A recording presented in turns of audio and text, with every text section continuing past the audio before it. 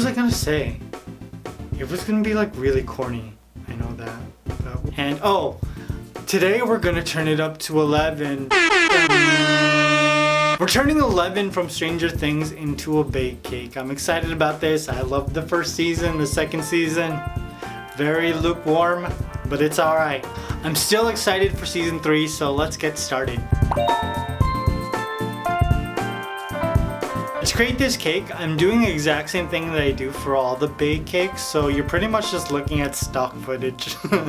I do the exact same thing, and I'm kind of tired of all the voiceovers, so let's just talk about 11. I really love this version of 11, the pink dress, the blue jacket. It's so iconic now, and I love that during Halloween my Instagram's just flooded with like people wearing it, and it's not just little girls, it's like grown men. I saw a whole bunch of skinheads dressing like this, and then there was this like really big black guy. Yo, he was rocking this dress so hard. Legendary. He looks so good. Now after I finished with the basics of this cake, hold on. Okay. Now after I finished with the basics of this cake, I added a very large piece of 11 skin tone fondant. And I'm just using some sculpting tools to separate her arms and her head. I just cut away the excess with a paring knife. I'm gonna add some white fondant on her feet so that I can start to create the rest of her outfit. I know that feet is already plural, but I don't know why, I just like saying feet. I'm like a 5-year-old boy. I'm just using some small strips of green and orange fondant to create her sock stripes. And then I started to create her beautiful dress. So iconic and gorgeous, you guys. I just had to get it for myself. Oh my god, I look so good.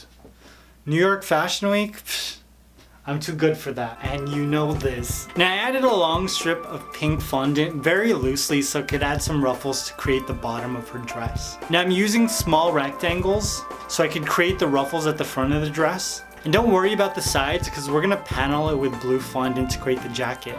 I just repeated that process 2 times to create the top. Pop the collar. Oh no, don't pop the collar. It's supposed to be flat.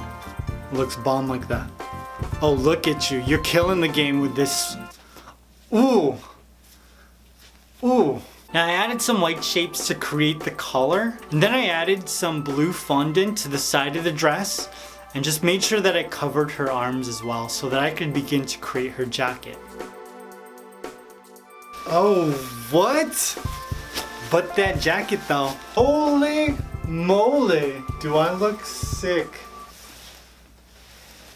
Be put in some sort of a facility. Yeah, I'm gonna take this off, it's really hot. Who knew that like a jacket with a pink dress would make you look like such a badass? Now I know that she's supposed to be bald, but I didn't want her to be like completely bald. So I'm adding some pale brown fondant, and then I just used some fondant tools to make it seem like you could see her scalp a little bit, you know. She's not completely bald. She's got like that Jason Statham sort of thing where you know that there's hair, but also there's no hair. Now I added 2 angry black eyes and then a frown. Then I gave her 2 catch lights and a bloody nose. You don't see a nose, but you know that it's bleeding. And last but definitely not least, I added a very tiny fondant waffle. And voila, my 11 baked cake from Stranger Things was complete. I love her expression on her face and I love this outfit. Now I'm curious, did you guys like the second season of Stranger Things? I thought it was okay. It seemed more like they were just planting seeds for seasons 3 and 4. If you want to recreate this for your friends, there's templates for you on my Facebook page. I hope you guys enjoyed this. I love you. I will see you very soon. Bye. Peace.